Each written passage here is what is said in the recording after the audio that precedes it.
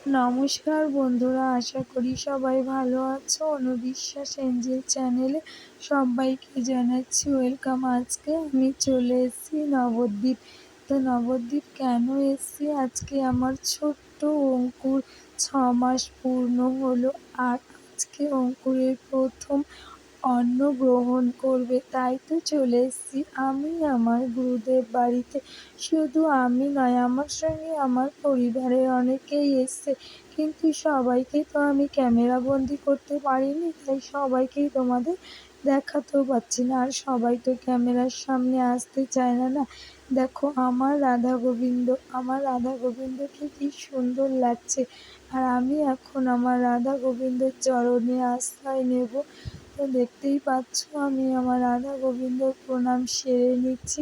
আর বাড়ির সবাই আগেই চলে গেছে ওপরে উঠে, আমি আর আমার ননদ পেছনে ছিলাম। তো আমার ননদই আমার ফোনটা ধরে রয়েছে। আর বাবাদের বাড়িতে সিঁড়িটা এতটাই ছোট, মানে দু সাইড থেকে এতটাই চাপানো, দেখতেই পাচ্ছ। তো উঠতে প্রচণ্ড প্রবলেম হয়, একজনের বেশি দুজনা ওঠাও যায় না, নামাও যায় না। আর আমরা অবশেষে চলে এসেছি।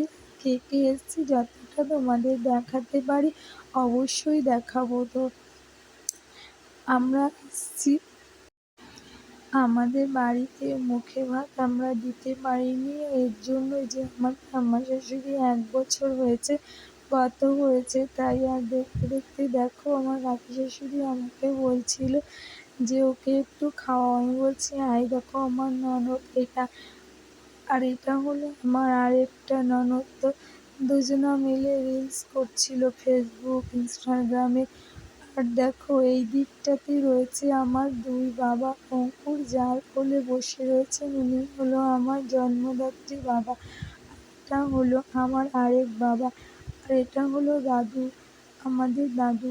আর এই যে আমার 2 মেয়ে আর ভাই খেলা করছে। আর মা এখানে রান্না করে সব কিছু সাজিয়ে রেখেছে। এই যে মায়ের আজকে প্রচণ্ড কষ্ট হয়ে যাচ্ছে, সেটাই বলছিলাম। অঙ্কুর আজকে প্রচণ্ড কান্না করছে, তাই বাবাই অঙ্কুরকে নিয়ে বসেছিল। আর এইদিকে দেখো আমি একটু রিলস করে নিচ্ছিলাম।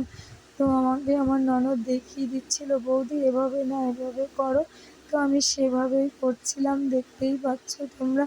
তো দেখো এখন আমার ছোট্ট সোনা ভাত খাবে। তো তোমরা সবাই ওকে আশীর্বাদ করো, ও যেন ভবিষ্যতে অনেক অনেক বড় হতে পারে, একজন মানুষের মতো মানুষ হতে পারে, যেটা বর্তমানে প্রচণ্ড দরকার, একজন মানুষের মতো মানুষ হওয়া। তোমরা সবাই ওকে আশীর্বাদ করো প্রাণ খুলে। তো দেখো অঙ্কুর প্রচণ্ড কান্না করছিল। বাবার দাদু যখন প্রসাদটা খাওয়াচ্ছিল অঙ্কুরকে, এটা হলো আমার রাধা গোবিন্দর ভোগ, যেটা ওকে খাওয়াচ্ছিল। আর আজকে রান্নাগুলো সব নিরামিষ, কারণ আমার বাবারা আমিষ খাবার একদম খায় না, 12 মাস নিরামিষ খাবার খায়। তাই আজকে নিরামিষ রান্না হয়েছিল, অনেক কিছু রান্না হয়েছিল।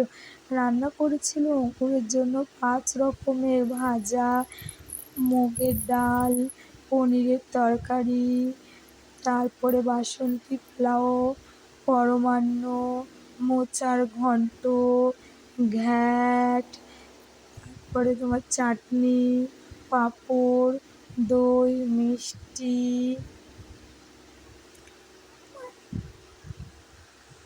দেখো অঙ্কুর প্রচণ্ড কান্না করছে। তো আর আমরা যখন বাড়ি আসছিলাম, তো বর্ষার দিনে তো বৃষ্টি তো হবেই না, এত প্রচণ্ড বৃষ্টি হচ্ছিল যে আমরা কোনো ভিডিও করতে পারিনি।